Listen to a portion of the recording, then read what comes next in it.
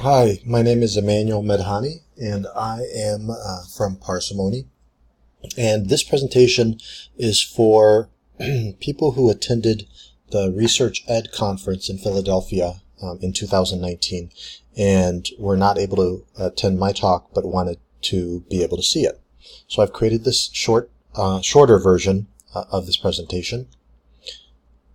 And really, this presentation is about how school districts try to answer this question, did it work? And if there's a way to help them do it more accurately and quickly than they currently do that.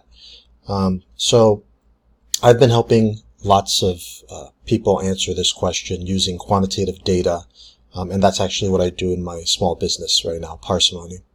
And although this question seems simple, it can be deceptively difficult to answer well. And a large part of the reason it can be difficult to answer that question well is because generally you're interested in the relationship between a program or intervention and student outcomes. But when you do not randomly assign students to the program or intervention, you have this lurking thing here where there could be factors that are related to why the students were assigned. And those same factors could be having their own influence on student outcomes. And the presence of these things can obscure this relationship. So it can make the program or intervention seem like it benefits students more than it does in real life. We call that positive bias. Or it can make it look like the program or intervention harms students when it doesn't. Something we refer to as negative bias, depending on what these outcomes are. And that's really one of the powerful things that's really the main powerful thing about random assignment, is that if you took students who were eligible for some reading intervention, for example, and randomly assigned them, you break this link so that you get an accurate understanding of the relationship between the reading intervention and reading outcomes. I'll give you an example, too, of a positive bias. So let's say you have a after-school tutoring program for reading, and more engaged parents make sure that their students are signed up for that after-school tutoring program. Well, those more engaged parents are probably doing other things at home with the child, with the student. Maybe they're grabbing reading materials, age-appropriate reading materials. They're doing their own tutoring, and that sort of thing, which can have its own direct influence. And often school districts don't have parental engagement data. And so the school district may come away with the idea that, oh, you know what, this after-school tutoring program really works, when it's not actually that. It's a function of the parental engagement.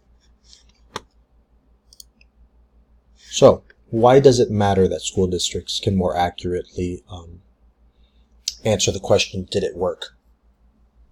Well, that can create the link between the effort the school or school district is engaged in with the outcome, which can either affirm the fact for educators that it's having the positive impact that they were desiring, or if they find that the result is not what they expected, then that could be a signal that suggests, okay, something needs to change. Maybe it's not being implemented with fidelity or whatever it is, but something needs to change in order to see the outcomes that they care about. Another thing is that schools are very complex, and students change over time. New students come in, old students leave, and all of that variability can add noise to the question of did it work. And so having a better way to answer this question can sort of tease out that signal, which is the effect of the program or intervention, away from the noise. Another piece is that there are no lack of vendors, ed vendors, whether they're ed tech vendors or maybe they're providing services for professional development for teachers.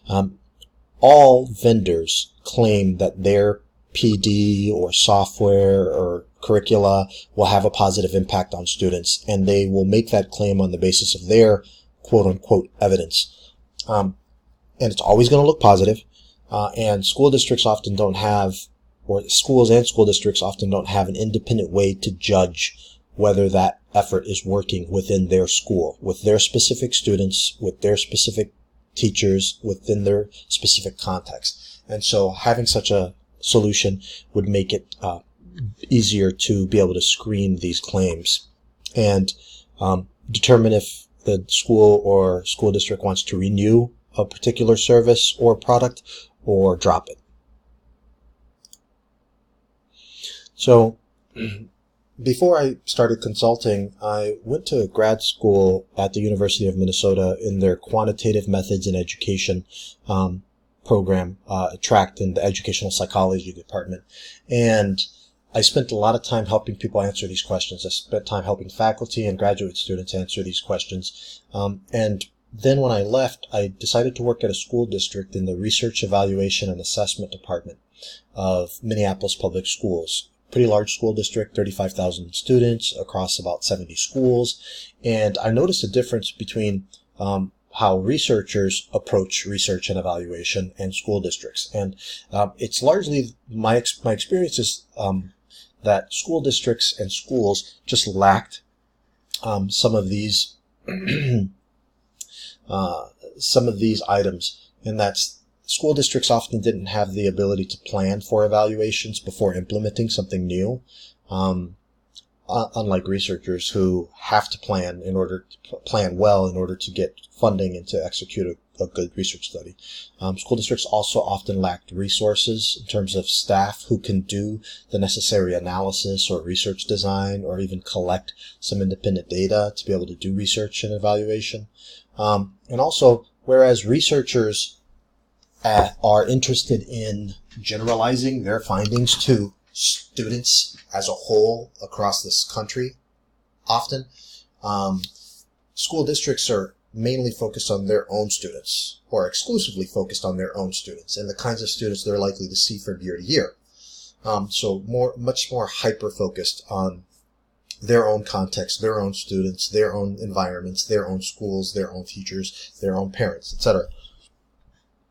And school districts often lack the timeline to be able to implement a rigorous evaluation or research design, because they might have questions come down from external stakeholders or their school board, which wants an answer now. Did this thing work? Because we need to decide if we're going to continue to fund it.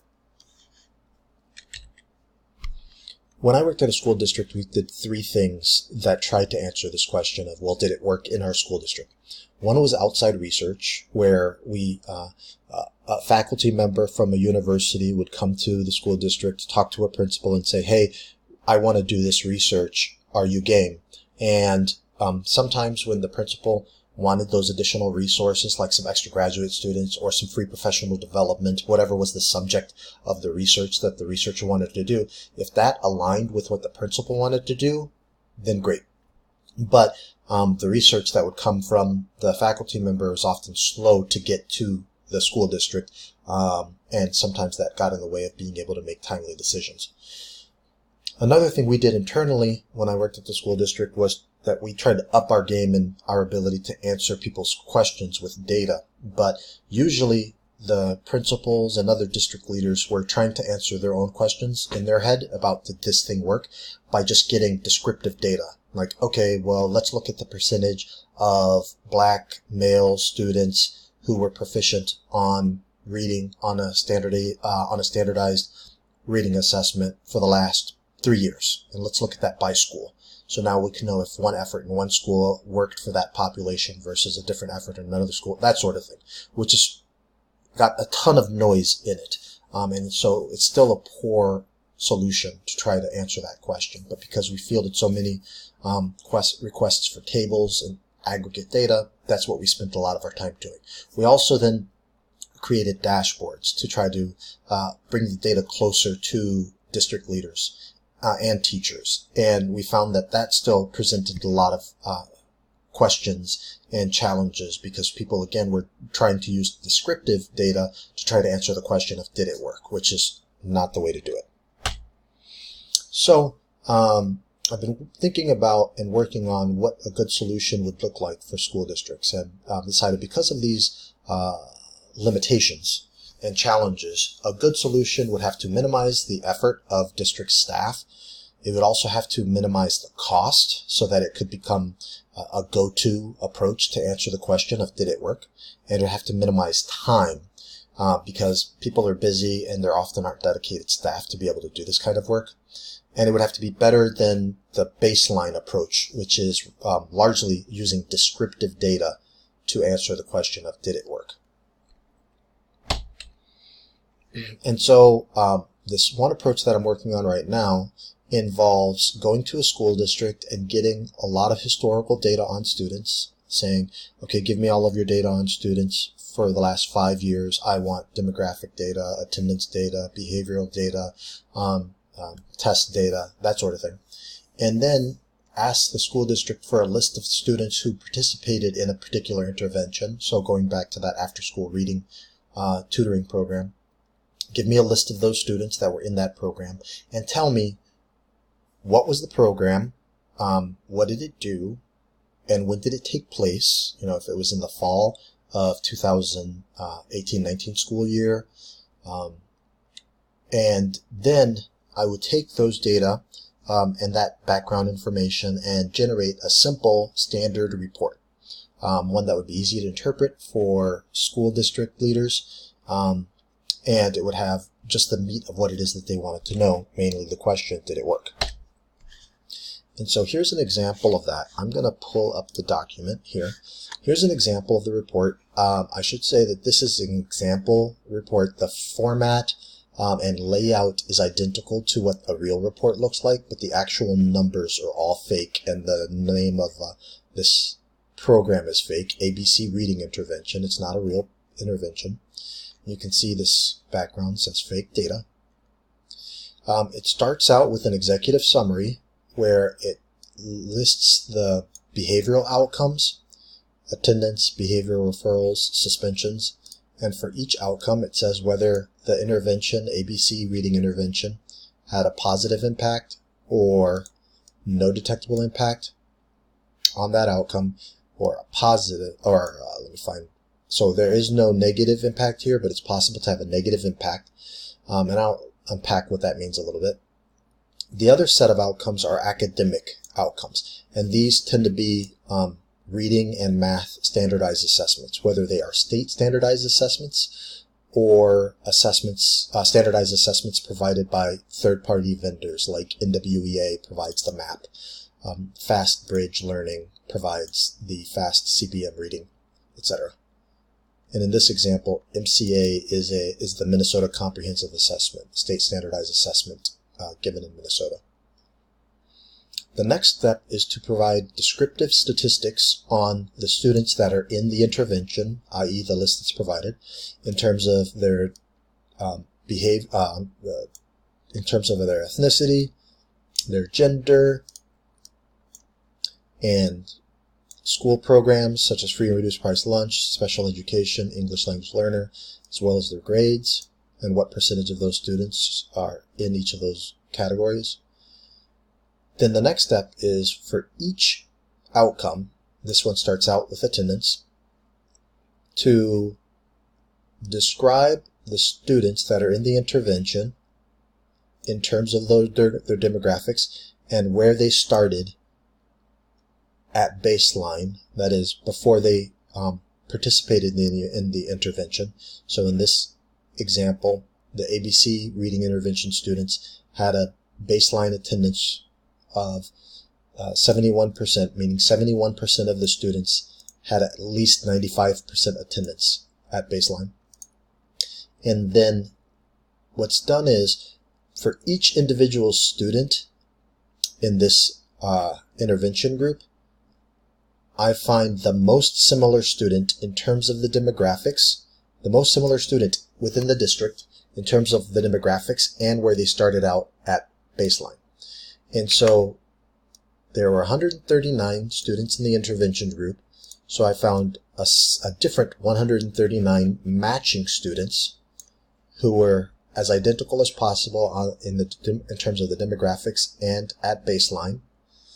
And then that matching group becomes a control group. That is the group against which we are comparing ABC students to determine whether or not the intervention, ABC reading, had a positive impact on attendance. So after having these two groups,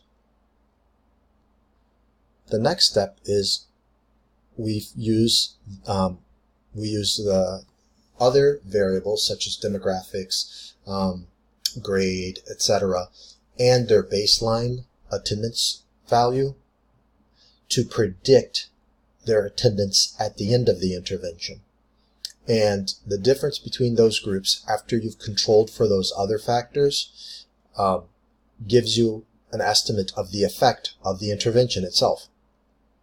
And that's produced as a graph here. And then whether that effect is statistically significant is reported here, as well as a description of the interpretation of it, if it is statistically significant. So in this case, it says the estimate is 1.31. Specifically, ABC students were about 1.3 times more likely to achieve an attendance rate of 95% or higher compared to non-ABC students. So that's your estimate of the effect of ABC on attendance. That is as good of an estimate as you can get, given that you didn't randomly assign. And that was done by matching students on those demographic variables as well as attendance, and then using a statistical model and estimating that number. The goal is to try to get as accurate a number as possible in as timely a manner as possible. The next step is for each outcome, there's a section called impact equity.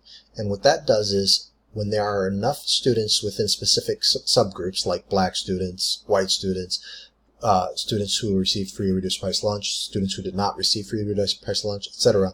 When there's enough data, the same analysis is done for just that subgroup to determine if the intervention had a positive impact for that subgroup and how big that positive impact was, to see if that is helping, if that intervention is helping to close gaps within the district or is not helping to close gaps, etc. And this process is repeated separately for each outcome. The first one was attendance. The second one is behavioral referrals. So students are matched, again, on the demographics as well as baseline behavioral referrals to come up with a matching control group. And you see how close the matching control group is to the intervention group before then fitting statistical model to estimate the impact.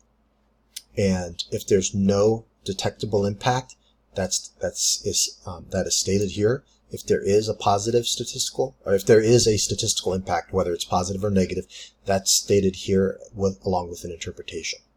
And then impact equity. And this process is repeated for each of the outcomes, including the academic outcomes. And at the end of this process, there's a conversation that's had with district leaders that talks about contextualizing the results. If there was no impact, why might you have seen that? And how one can operate with an impact outlook. So what are the systematic things that can be done to make evaluation and research within the district easier and of higher quality? Now, going back to the PowerPoint,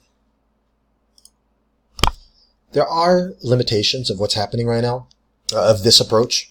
And one is that we need a relatively large number of students. Right now I'm thinking that's a minimum of 2,000 students across the district. I'll have a better understanding of that the more I do this work.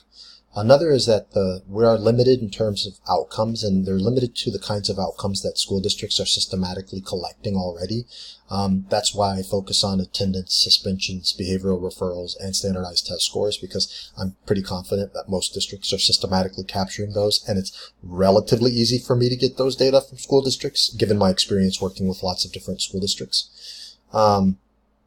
And the other thing is that there might still be unknown variables out there, like parental engagement, that can be having an undue impact on their own on some of these interventions, as well as the outcomes, which can make that estimate of, or the answering of the question, did it work, more obscure. But I still believe this is profoundly better than what districts normally do.